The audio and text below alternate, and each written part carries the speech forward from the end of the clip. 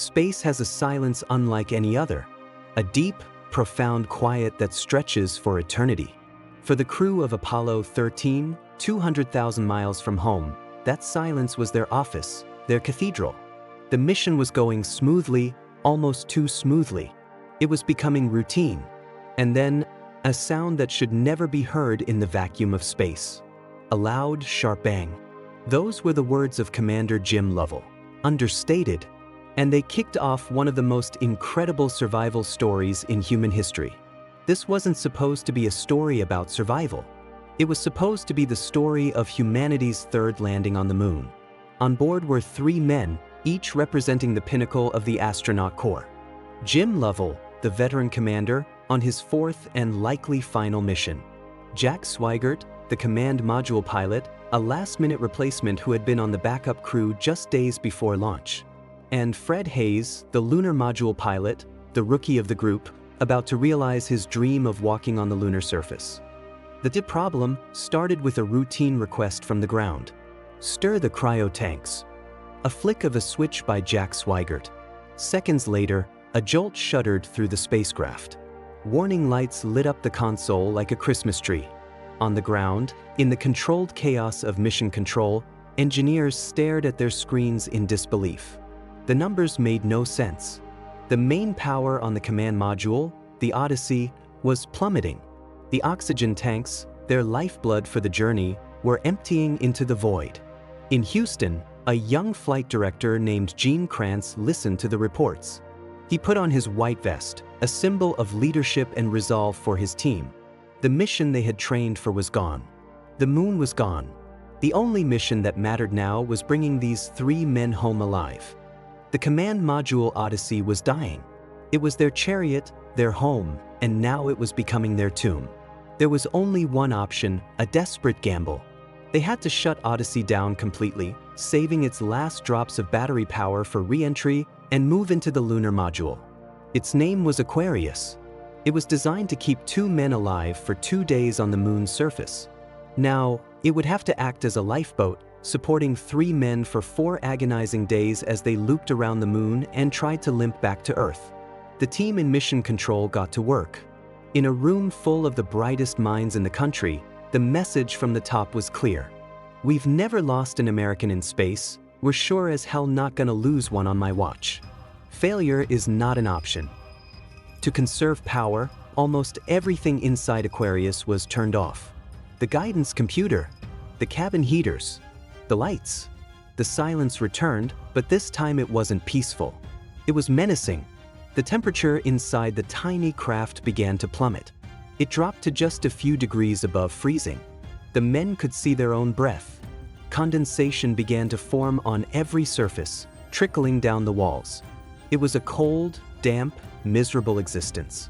Water was strictly rationed to just a few ounces a day. Sleep was almost impossible, huddled together in the freezing darkness. Fred Hayes, deprived of water and enduring the intense cold, began to shiver uncontrollably. A serious kidney infection was taking hold. They were 250,000 miles from home, in a tin can with no power, no heat, and one of their crew was getting sick. But the cold wasn't the most immediate threat. The most dangerous enemy was the one they couldn't see. With 3 men in a space built for 2, they were generating too much carbon dioxide. They were, quite literally, poisoning their own air. Aquarius had its own CO2 scrubbers, but they were quickly becoming saturated.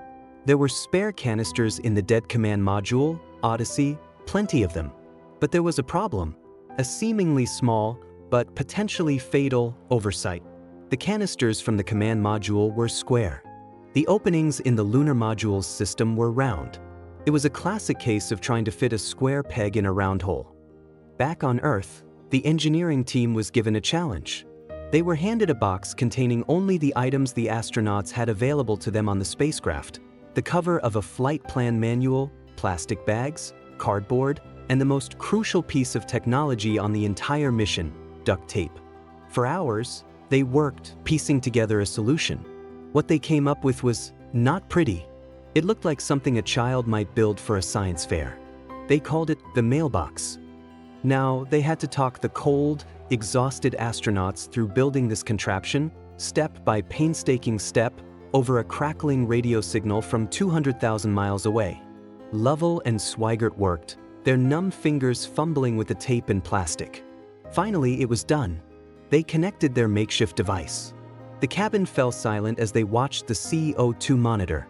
Then, the report back to Houston. The numbers were going down. The air was clearing. The ingenious fix had worked. They could breathe, but they were still lost. The explosion had pushed them off course. To get back on the right path for re-entry, they needed to perform a crucial engine burn. But the advanced guidance computer was off. They had to navigate the old-fashioned way, manually. Using a procedure that had never been tried before, they had to align the entire spacecraft using the one constant they had, the sun. Peering through a small telescope, with Lovell controlling the thrusters, they had to get the crosshairs perfectly centered on Earth's star. It was an act of incredible skill and teamwork, a testament to their training. All while Fred Hayes grew weaker, his fever spiking. The final hours were a series of gut-wrenching goodbyes. First, they jettisoned the crippled service module. As it drifted away, the crew saw the damage for the first time. It was breathtaking. An entire side of the spacecraft was blown out. Jim Lovell's voice cracked as he reported it. There's one whole side of that spacecraft missing. It was a miracle they had survived the initial blast at all. Next came the hardest goodbye. They powered up the command module Odyssey on its precious battery power and abandoned their lifeboat, Aquarius. For 4 days it had kept them alive. Now, they watched it drift away into the black, to burn up in the atmosphere. They were back in the dark, dead ship, hoping its systems would hold for one last ride. Then came the final silence. Re-entry. The spacecraft, surrounded by a sheath of plasma, loses all communication with Earth. The blackout was expected to last about 4 minutes. The clock in mission control ticked past 4 minutes. Then 5. The room was silent. The whole world was holding its breath. Had the heat shield, damaged in the explosion, failed? Then, through the static, a voice. It was faint, but it was there. They had made it. Soon, a television camera on the recovery ship caught the image the world was waiting for. 3 small parachutes blossoming against a blue sky. The splashdown was perfect. The crew of Apollo 13 was home. They were weak, bearded, and had lost a shocking amount of weight, but they were alive. They never made it to the moon. But the mission was anything but a failure. In a moment of catastrophic crisis, hundreds of people on the ground and 3 people in the sky worked together, using their minds, their hands, and sheer force of will to turn certain disaster into a triumphant recovery. Apollo 13 became NASA's finest hour. It's a story that reminds us that the greatest discoveries aren't always on other worlds.